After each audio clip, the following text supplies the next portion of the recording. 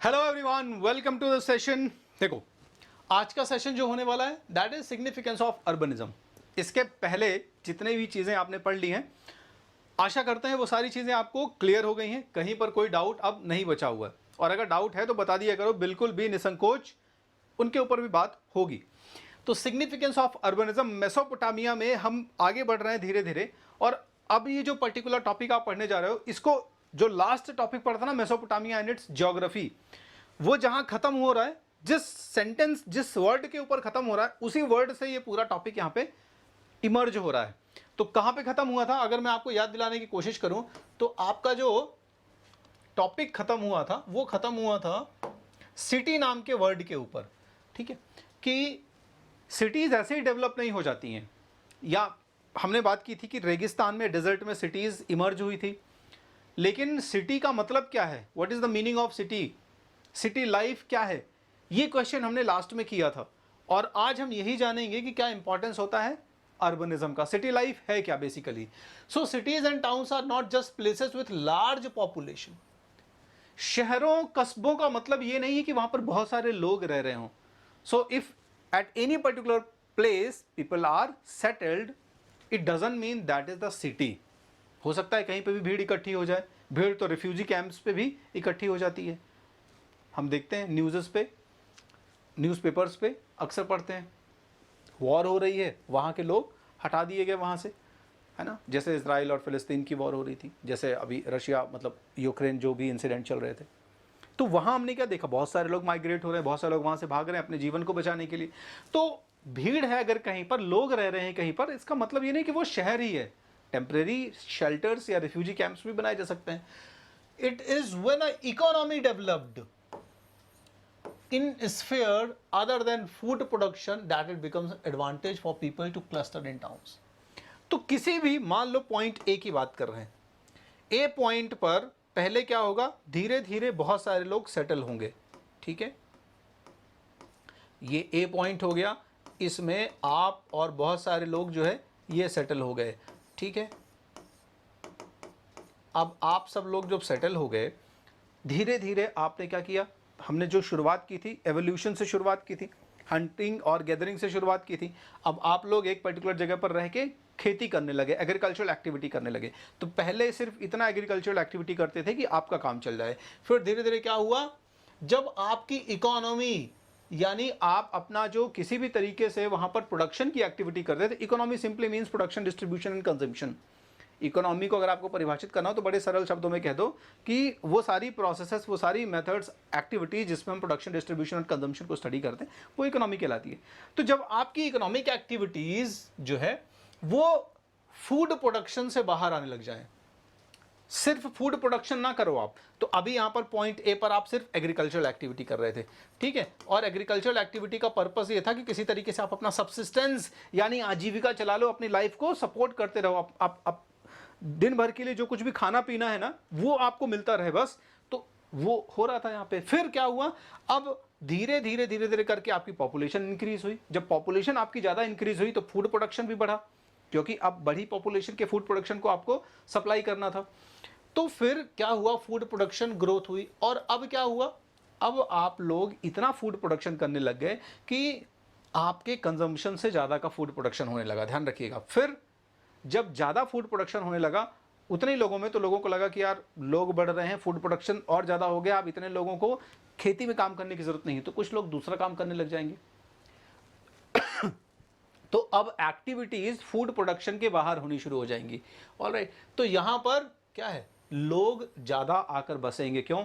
क्योंकि अब यहाँ पर क्या होगा कि काम बट जाएगा। कौन सा काम बटेगा वो हम आगे समझेंगे पूरा डिटेल में। तो कुल मिला के समझ में आ गया कि सिटीज़ कैसे ग्रो होती हैं। सिटीज़ सिर्फ लोगों के बसने से ग्रो नहीं हो जाती, जब वहाँ पर एक्टिविटीज़ फूड प्रोडक्शन के बाहर जानी शुरू होती है ना। ध्यान रखिएगा, sphere other than food production, मतलब फूड प्रोडक्शन, एग्रीकल्चर के अलावा दूसरी एक्टिविटी में लोग इंडल्ज या इन्वॉल्व होना शुरू हो जाते हैं, तब धीरे धीरे वो लोग अलग अलग ग्रुप में डिवाइड हो जाते हैं, क्लस्टर्स में डिवाइड हो जाते हैं।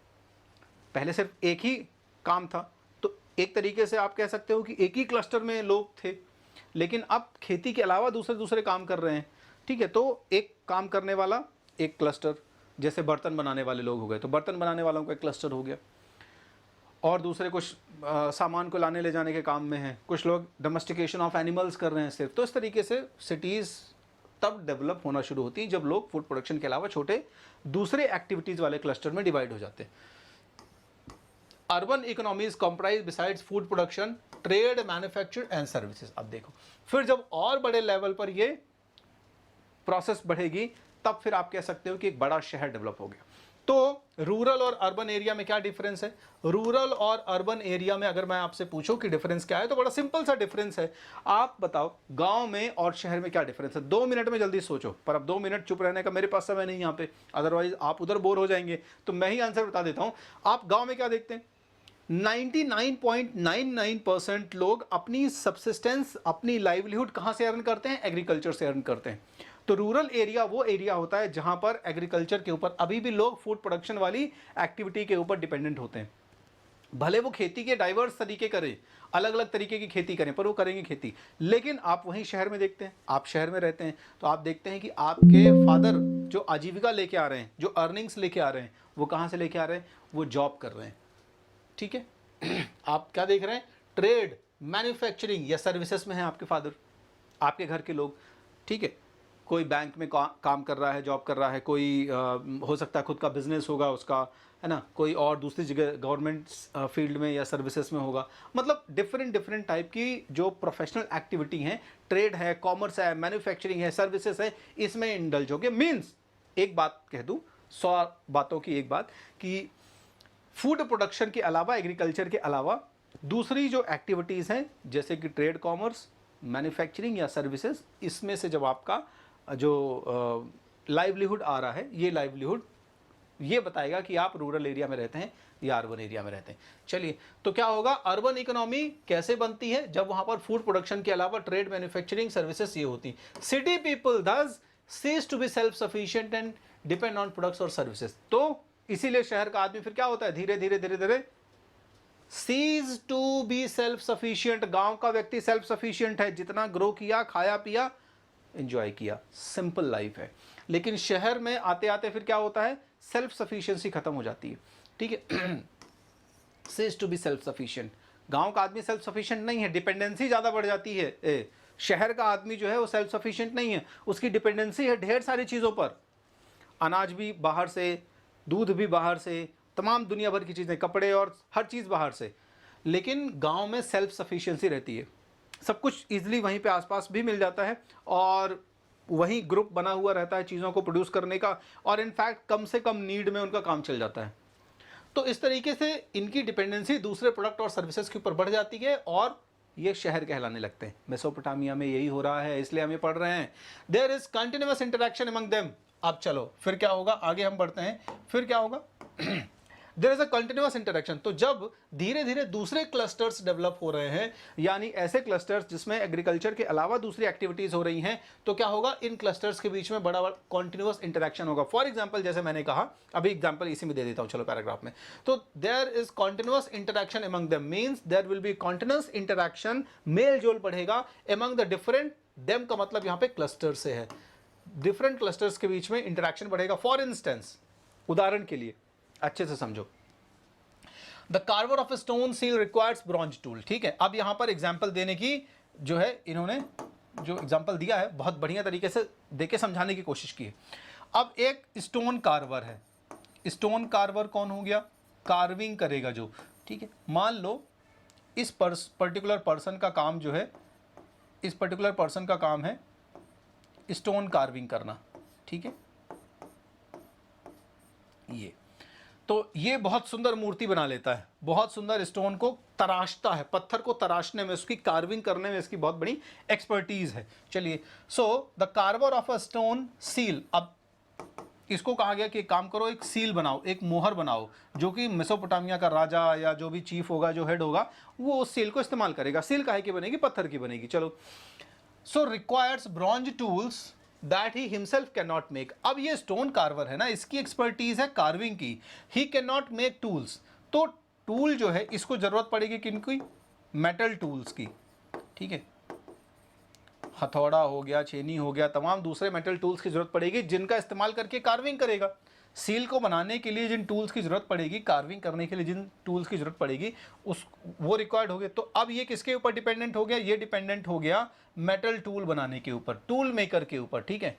चलो अब सील बनाने के दौरान उस पर हो सकता है कुछ कीमती पत्थर इस्तेमाल हो या कुछ और, तो वो पत्थर भी एक स्पेसिफिक तरीके का जो पत्थर होगा वो भी कोई लेके आएगा। एंड कलर्ड स्टोन्स, तो एक तो इसको मेटल चाहिए, क्लियर है, सील बनाने के लिए मेटल चाहिए, मेटल के अलावा कलर्ड स्टोन चाहिए, कलर्ड स्टोन्स चाहिए। अब ये नहीं जानता कार्वर कि ये सब चीज़ें कहाँ से आएंगी, क्लियर है। इसका स्पेशलाइजेशन किस में है? फाइन कार्विंग में है, ट्रेडिंग में नहीं है। तो इसलिए एक क्लस्टर ऐसा भी होगा ना जो ट्रेड करेगा, तो अब इंटरैक्शन इस तरीके से बढ़ेगा इनके बीच में। So the bronze tool maker does not himself go out to get the metal, clear है। चलो, तो मेटल टूल हो गए। अब देखो दो चीज़ें हो गई यहाँ पर, मेटल को खोजने वाला एक पर्सन हो जाएगा, ऐसे समझा देता हूँ कि स्टोन कार्वर हो गया, ये डिपेंडेंट है किसके ऊपर? ये डिपेंडेंट है मेटल टूल्स के ऊपर। मेटल टूल्स बनाने वाला भी एक पर्सन होगा, ठीक है। तो ये हो गया मेटल टूल बनाने वाले पर्सन, ठीक है। ये बनाते हैं मेटल टूल। अब ये मेटल टूल बनाते हैं तो ये टूल बनाने में एक्सपर्ट हैं, ये मेटल ढूंढ के नहीं लाएंगे। तो ये डिपेंडेंट है किसके ऊपर? ये डिपेंडेंट है एक ट्रेडर हो गया, व्यापारी हो गया, मर्चेंट हो गया, जो सिर्फ क्या करता है? ट्रेडिंग करता है, ठीक है, जो सिर्फ ट्रेडिंग करता है इस तरीके से। तो अब ये ट्रेडिंग कर रहा है, तो ये मेटल लेके आएगा, क्लियर है। उस मेटल से मेटल टूल्स बनेंगे, ये टूल खरीदेगा कौन? Stone Carver. इसके बाद इसको एक और पर्सन की जरूरत पड़ेगी, वो पर्सन कौन है? जो कलर स्टोन्स, तो एक और व्यापारी होगा, या फिर यही जो व्यापारी होगा ये मेटल्स के साथ स्टोन, कलर स्टोन्स भी लेके आएगा, क्लियर। तो इस तरीके से now there is a continuous interaction among them. अब इन सबको जैसे खाने पीने की जरूरत पड़ेगी तो एक किसान भी होगा, ठीक है, या ग्रुप ऑफ फार्मर्स होगा, ठीक है, जो खेती कर रहा होगा। तो ये सारी चीजें, बिसाइड्स इसके अलावा he needs regular supplies of charcoal for fuel. अब जब मेटल के टूल्स बनाने हैं तो टूल बनाने के लिए क्या है? इसको भट्टी में कुछ फ्यूल चाहिए होगा ना, तब तो वो मेटल को क्या करेगा? पिघलाएगा या मेटल को शेप देगा, तो उसको चारकोल या फ्यूल चाहिए होगा। तो इससे क्या होगा? ये बहुत इंपॉर्टेंट वर्ड है, इसको ध्यान रख लो। इस पूरे पैराग्राफ में जो आपको समझाना है वो दो चीजें समझाना है, इसलिए अब चूंकि यहां पर आ गया इसलिए मैं बोल देता हूं डिवीजन ऑफ लेबर।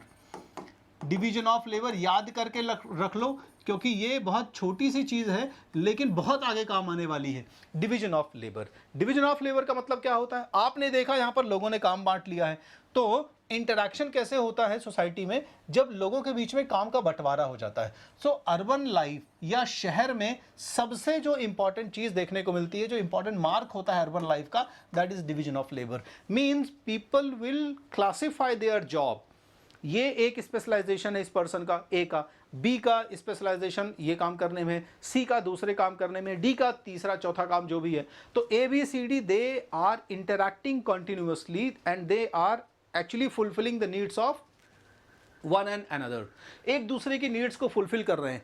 तो ए ने एक काम बांट लिया, बी ने एक काम बांट लिया, सी ने एक काम बांट लिया, डी ने काम बांट लिया। इसको कहते हैं डिवीजन ऑफ लेबर, कामों का बंटवारा, या एक ही काम के अलग अलग जो पार्ट्स हैं। जैसे बनाना क्या था? एक सील बनाना था, एक मूर्ति बनाना था, सील बनाना था, लेकिन इसके लिए जो भी रॉ मटेरियल चाहिए थे वो उसके एक्सपर्टीज बन गए अलग अलग लोग। तो that is called division of labour. Further there must be a social organisation. अब ये दूसरा वर्ड इंपॉर्टेंट है जिसको समझना है। डिवीजन ऑफ लेबर हमें समझ में आ गया कि हमने क्या किया, हमने स्पेशलाइजेशंस बना दिए काम के, हमने एक लेबर का स्पेशलाइजेशन बना दिया कि ये पर्टिकुलर काम ये व्यक्ति करेगा। Now social organisation, on the basis of that divided labour एक ऑर्गेनाइजेशन बन गया कि यही लोग ये पर्टिकुलर काम करेंगे। सोशल ऑर्गेनाइजेशन का मतलब है कि डिवीजन ऑफ लेबर जब सोसाइटी में शुरू हुआ होगा, ह्यूमन एवोल्यूशन के दौरान, मानव के विकास के दौरान, मानव समाज के विकास के दौरान, ह्यूमन सोसाइटी के डेवलपमेंट के दौरान, जब लोगों ने कामों का बंटवारा कर लिया होगा तो उसके बेसिस पर एक ऑर्गेनाइजेशन बन गया होगा जो आज भी एग्जिस्ट करता है। जैसे आप कहते हैं मोची, मतलब जूते का काम करने वाला, चमड़े का काम करने वाला, जैसे कारपेंटर, लकड़ी का काम करने वाला। तो जिन लोगों ने एक समय में, सर्टेन टाइम में लकड़ी के काम करने में अपनी एक्सपर्टीज ले ली होगी, वो आगे जाके एक सोशल ऑर्गेनाइजेशन में डिवाइड हो गए। मतलब these people will do that specialisation of wood work. दूसरा लेदर का काम करेगा, ठीक है। तो कॉबलर हो गया, कारपेंटर हो गया, different peoples have their own social identity. This is called social organization. चलो, तो फ्यूल हो गया, metal, various stone, would etcetera come from many different places for city manufacturers. तो शहर में जो काम करने वाले लोग हैं, ये लोग अलग अलग जगह से आने वाली जो रॉ मटेरियल वाली चीज़ें हैं ये प्राप्त करेंगे.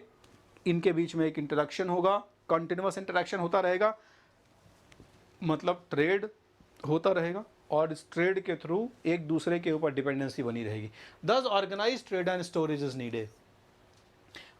क्लियर है ना? ट्रेड होता रहेगा. ट्रेड शब्द कहाँ से आ गया? यहाँ से, क्योंकि डिफरेंट डिफरेंट चीज़ों की ज़रूरत है, तो एक दूसरे के साथ में छोटे लेवल पर ट्रेड भी शुरू हो जाएगा. कहीं कोई चीज़ पास में नहीं मिल रही है, दूर से लाना पड़ेगा, तो एक बड़ा ट्रेड, ऑब्वियस सी बात है, उसके लिए बड़ा पेमेंट या ज़्यादा पेमेंट. तो छोटे लेवल पर ट्रेड डेवलप हुआ. तो शहर में ध्यान रखिएगा, शहर में सबसे पहली चीज़ क्या हुई? फूड प्रोडक्शन के बाहर दूसरी एक्टिविटीज़. उन एक्टिविटीज़ के बेसिस पर काम बट गया. काम बटने के बेसिस पर सोशल ऑर्गेनाइजेशन क्रिएट हो गए. फिर ट्रेड तेजी से होने लगा. और अब जब मेसोपोटामिया में ट्रेड बढ़ा होगा, तो ट्रेड बढ़ने के साथ साथ इन्हें ज़रूरत महसूस हुई कि बड़े पैमाने पर चीज़ें आती हैं, जैसे फ्यूल आता है, मेटल आते हैं, वेरियस स्टोन्स आते हैं, वुड आता है, एक्सेट्रा. तो we need to store all these material. हमें इन सबको स्टोर करने की ज़रूरत है. क्लियर है? तो देयर आर इन फैक्ट शहरों में, तो इनको तो स्टोर करना ही है, ट्रेड करनी है. इसके अलावा क्या होता था? इसके अलावा अब शहर में तो क्या है, ये सब काम हो रहे हैं, एग्रीकल्चरल एक्टिविटी हो नहीं रही है, तो वहाँ पर अनाज वगैरह या दूसरा फूड आइटम जो होता था वो भी गांव से, विलेज से शहरों की तरफ आता था. तो ये जो फूड सप्लाई होती थी इसको भी स्टोर करना पड़ता था. तो दो चीज़ें हो गई, जो ट्रेड वगैरह से चीज़ें आ रही हैं इनको स्टोर करना है, और इसके अलावा जो फूड ग्रेन्स हैं, खाने पीने की जो फूड सप्लाई है, इस फूड सप्लाई को भी स्टोर करना है. तो अब स्टोर करने के लिए हमें एक पर्टिकुलर प्लेस बनाना पड़ेगा, क्योंकि फिर वहाँ से स्टोर से ऑर्गेनाइज तरीके से डिस्ट्रीब्यूट करना पड़ेगा ना, किसको मिले किसको नहीं मिले. तो कोई तो ऐसा रेगुलेटिंग अथॉरिटी भी होगा. तो इस तरीके से मेसोपोटामिया में किंगशिप डेवलप होगी, अथॉरिटीज़ डेवलप होंगे. क्लियर है? पूरा एक सिस्टम डेवलप हो जाएगा. बिसाइड्स, इसके अलावा many different activities have to be coordinated. समझ में आ गई बात? एक ही बात है, जो मैंने बोल दिया अभी वही सेंटेंस कह रहा है कि भाई इतने बड़े लेवल पर ये डिस्ट्रीब्यूशन स्टोरेज का जब काम होगा तो इसको कोऑर्डिनेट करना पड़ेगा ना, ऑर्गेनाइज करना पड़ेगा. There must be not only stones but also bronze tools and pots available for seal cutters. मतलब सील बनाने वालों के लिए पत्थर ही नहीं, तमाम ब्रॉन्ज, वो सब मैंने वहीं पे समझा दिया आपको इसीलिए एक साथ. तो इस तरह के सिस्टम में सम पीपल गिव कमांड, यानी बहुत सारे लोग ट्रेड कर रहे हैं. अब कोई कुछ भी मनमाफिक ट्रेड करे, कोई मनमाफिक प्राइस ले, तो इसलिए एक आवश्यकता महसूस हुई कि इन सारी एक्टिविटीज़ को कोई रेगुलेट करे. कुछ लोग हों जो कमांड करें. तो हो सकता है सोसाइटी के कुछ रसूखदार टाइप के लोग, या सोसाइटी में कुछ ऐसे लोग रहे होंगे जो कॉन्फ्लिक्ट्स के सिचुएशन में, जैसा कि अभी आगे आएगा कि कैसे लीडर इमर्ज हुए मेसोपोटामिया में. कई बार छोटे छोटे डिस्प्यूट्स को उन्होंने क्या किया होगा, मैनेज किया होगा, इमेज अच्छी बन गई होगी, फिर उन्होंने कमांडिंग और कोऑर्डिनेशन शुरू किया होगा. तो इस तरीके से सोसाइटी में कुछ लोग ऐसे ज़रूरत वाले आ गए, या जिनकी ज़रूरत पड़ी, जो कमांड दे सके, और बाकी लोग तो ओबे करेंगे ही. और इस तरीके से अर्बन इकोनॉमी में एक और ज़रूरत पड़ी कि जो कमांड दिया जा रहा, जो ओबे कर रहे हैं, इनका एक प्रॉपर रिकॉर्ड हो. जो स्टोरेज हो रहा है, जो ट्रेड हो रहा है, उसका एक प्रॉपर रिकॉर्ड हो. तो रिटन रिकॉर्ड्स को लिखे जाने की आवश्यकता महसूस हुई, और इसी रिटन रिकॉर्ड ने मेसोपोटामिया को और आगे ऊंचाइयों पे पहुंचा दिया. आज हमें जो मेसोपोटामिया में पता चलता है वो सिर्फ इसलिए पता चलता है because Mesopotamian peoples maintained records. और ना सिर्फ दे मेंटेन्ड, बल्कि उनके रिकॉर्ड को हमने डिकोड भी कर लिया, पढ़ लिया, समझ लिया अच्छे से, और एक एक उनकी जो लाइफ पैटर्न है वो हमें समझ में आ गई कि कैसे लोग रहते थे, कैसे सारी एक्टिविटीज़ को मैनेज करते थे. So this is how we have completed the significance of urbanism. अगला टॉपिक जो होगा movements of goods into cities, उसके साथ जल्दी से जल्दी मैं आऊँगा. अगर इस पर्टिकुलर टॉपिक में कोई डाउट लगा बताओ. We can have separate DCS doubt clearing sessions, मैं डेफिनेटली करूँगा. अगर आपको होगा तो बताइएगा. तब तक बढ़िया से अपनी सेहत का ध्यान रखिए, पढ़ते रहिए. अगले वीडियो के साथ जल्दी से मिलते हैं. Take care, bye bye.